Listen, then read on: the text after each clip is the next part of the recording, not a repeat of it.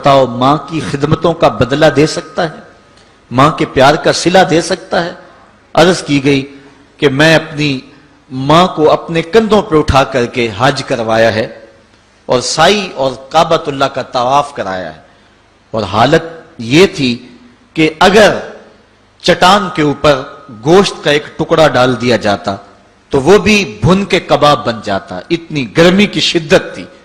کیا میری ماں نے میری جو خدمت کی، میری کفالت کی، مجھے دودھ پلایا، مجھے جنم دیا، تو میں نے کیا ماں کی خدمتوں کا صلہ دے دیا ہے؟ تو جواب آیا، تو نے ابھی اس کی ایک مسکراہٹ کا بدلہ بھی نہیں دیا۔ ماں جب ہنس کے دیکھتی ہے تو جنت کی ساری کلیاں کھل اٹھتی ہیں، اور بیٹے کی زندگی ماں کے اس ہنسنے سے جو ہے وہ عبادت ہوتی ہے۔ بیٹے کے لیے ماں کے جو جذبات ہیں، ماں کی جو کہانیاں ہیں، ماں کے سینے میں جو درد کے امٹتی ہوئی ایک کائنات ہے، اس کا کوئی بدل نہیں ہو سکتا۔ ساری زندگی ایک ٹانگ پہ کھڑا ہو کے بندہ ماں کی خدمت کرتا رہے پھر بھی حق ادا نہیں ہوگا۔ ماں ماں ہوتی ہے، اللہ تعالیٰ جل شانہ نے اس کو وہ درجے عطا فرمائے۔ بیٹے کے ساتھ جو پیار ماں کرتی ہے بھلا کوئی کر سکتا ہے؟ کوئی اتنی محبت دے سکتا ہے جتنی ماں محبت دیتی ہے؟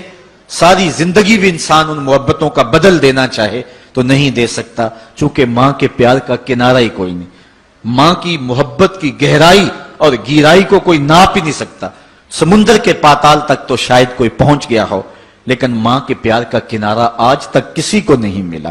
اللہ تعالیٰ نے اس کے سینے میں دھڑکتا ہوا جو دل رکھا ہے اور تڑپتی ہوئی جو ممتا رکھی ہے، وہ ایک مثال بنی ہوئی ہے کہ کسی نے کسی کو کہا کہ میں تیرے پہ راضی تب ہوں گی کہ اگر تو اپنی ماں کا کلیجہ نکال کے لے آئے۔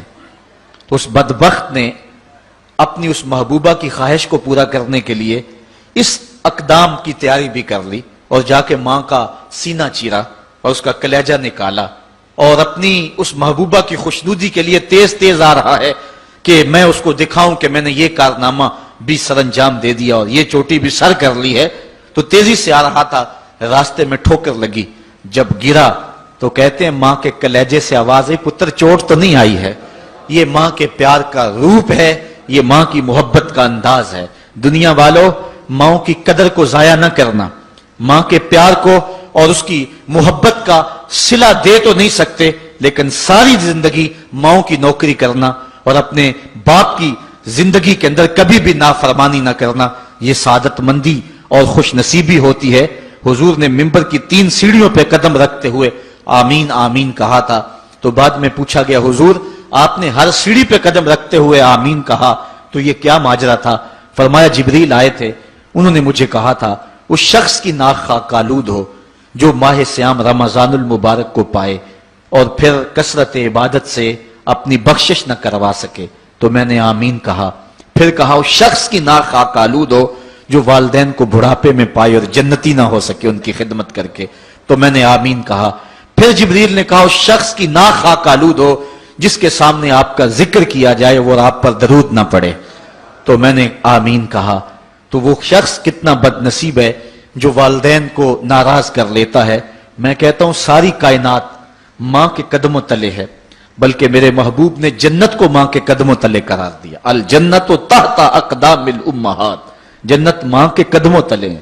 ماں اتنا پیار کرتی ہے کہ جس کا کسی ترازو پہ تول نہیں ہو سکتا، اور اس کے پیار کا صلہ بدلہ ساری زندگی خدمت میں بھی گزار دیں پھر بھی نہیں دیا جا سکتا۔ اللہ تعالیٰ جل شانہ نے ایسا رشتہ ماں کی صورت میں پیدا کیا ہے، جنت کی چھاؤں کا دنیا کے اوپر روپ ہے ماں کی ذات، جنت کی گھنی چھاں ہے ماں کا وجود، اور اللہ نے اپنی رحمتوں کو اگر کوئی صورت دی ہے تو وہ ماں کا روپ ہے، اور ماں کے سینے میں وہ تڑپتی ہوئی ممتا اور محبت کے وہ پگھلتے ہوئے جذبات رکھے گئے ہیں کہ دنیا پر ماں کے پیار کا بدل نہیں ہے۔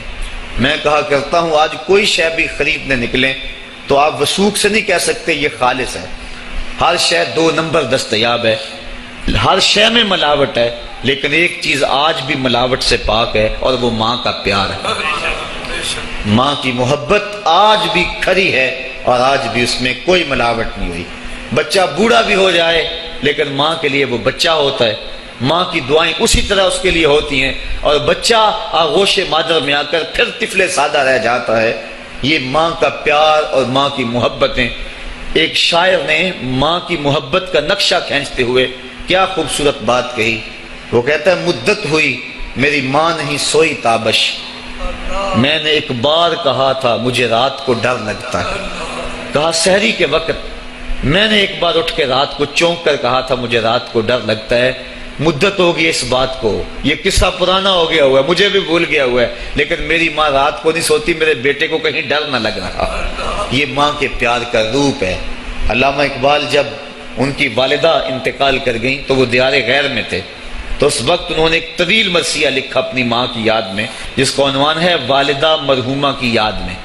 اس کے اندر لکھتے ہیں اب وطن میں ہوگا کس کو میرا انتظار، وطن میں ہوگا اب کس کو میرا انتظار، کون میرا خط نہ آنے سے رہے گا بے قرار، آرزو لے کر تیری خاک مرکد پہ آؤں گا، اب دعائے نیم شب میں کس کو میں یاد آؤں گا.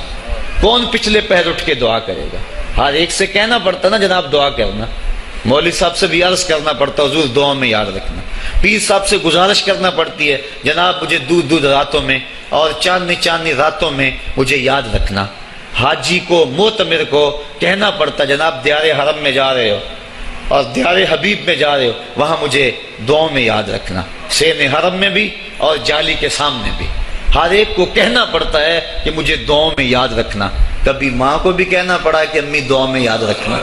ماں کے ہاتھ ویسے اٹھے رہتے ہیں، اور جب ماں کے ہاتھ اٹھ جائیں اجابت کے سارے دروازے کھل جاتے ہیں. میں نے پڑھا کتب حدیث میں جو دعائیں رد نہیں ہوتی ان میں سے ایک ماں کی دعا ہے. جب ماں ہاتھ اٹھا دے تو جنت کے سارے دروازے کھل جاتے ہیں. اور یہ لازمی نہیں ہے کہ ماں رابعہ بصریہ ہو تو پھر ہی اس کی دعا قبول ہوتی ہے. اپلے تھاپتی ہوئی ماں اور لیپا پوتی کرتی ہوئی ماں جو ہے وہ مٹی سے بھرے ہوئے ہاتھ اٹھا دے تو اللہ ان ہاتھوں کو بھی خالی نہیں موڑتا. ماں جب بولتی ہے تو اس کے لہجے میں جبریل بولتا ہے. ماں جب مسکراتی ہے لگتا ہے جنت کی ساری کلیاں کھل اٹھی ہیں. ماں کے چہرے کی رونق اور ماں کے چہرے کی جو ہے وہ خوشی بیٹے کے دل کو حقیقی قرار اور حقیقی تسکین دیتی ہے. جو ٹھنڈ ماں کے ساتھ نصیب ہوتی ہے وہ کائنات میں کسی اور جگہ پہ نہیں ہے. جو گھنا سایہ ماں کے دامن میں ہے وہ کسی اور جگہ میسر نہیں ہو سکتا ہے. وہ کیا کہا تھا کسی نے کہ 5 اسٹار ہوٹلوں میں کھانا کھانے میں وہ لذت کہاں جو چولہے پر بیٹھ کے ماں کے ہاتھوں سے پکی ہوئی چپاتیاں کھانے میں آتا ہے. عالی جناب حضرت صاحب کیا کیا اسٹیٹ سیکرٹری نام لیتے ہیں، لیکن وہ لطف کہاں جو ماں اوئے ببلو اوئے پپو اور اوئے مٹھو کہہ کے پکارتی ہے. جو مٹھاس ان لفظوں کے اندر ہے وہ بڑے اور بھاری اور بھرکم الفاظ اور خطابات کے اندر کہاں ہے. اونچی کرسی پہ بیٹھنے کا وہ لطف نہیں ہے جو ماں کے قدموں میں بیٹھنے کا ہے. اللہ نے ماں کے روپ کے اندر ایک محبت اور ایک الفتوں کا ایک ایسا دریا دیا ہے کہ جس کے اندر انسان جب جاتا ہے تو اس کے دکھوں کے سارے میل دھل جاتے ہیں اور وہ بالکل آسودہ ہو جاتا ہے. یہ ماں کا روپ ہے، یہ ماں کا پیار ہے. تو ماں کا بچھڑ جانا، اس دنیا سے چلے جانا، یہ ایسے ہی ہوتا ہے جس طرح کوئی بندہ گھنے سائے میں کھڑا ہو تو اچانک اس کو دھوپ میں کھڑا کر دیا جائے، پھر اسے پتا چلتا ہے کہ کتنا گھنا سایہ تھا. جس طرح درخت ساری دھوپ اپنے اوپر سہتا ہے اور جو اپنے نیچے کھڑا ہو اس کو ٹھنڈک دیتا ہے، اسی طرح ماں باپ سارے دکھ اپنے اوپر سہتے ہیں لیکن اپنی اولاد کو ٹھنڈک پہنچاتے ہیں. ماں باپ کے اس دنیا سے چلے جانے کے بعد پتا چلتا ہے کہ میں کتنی گھنی چھاؤں سے کس کڑاکے دار دھوپ میں آ گیا ہوں اور میری زندگی کے اندر کتنے دکھوں کا زہر گل رہا ہے. جو زہر پہلے ماں ہمارے قریب نہیں آنے دیتی تھی، جو باپ ہمارے قریب نہیں آنے دیتا تھا، وہ اپنی باہوں میں اور اپنے سینے میں ان غموں اور دکھوں کو سمیٹ لیا کرتے تھے. تو ماں کا بچھڑ جانا، ماں کا اس دنیا سے چلے جانا، یہ بہت بڑا سانحہ ہوتا ہے.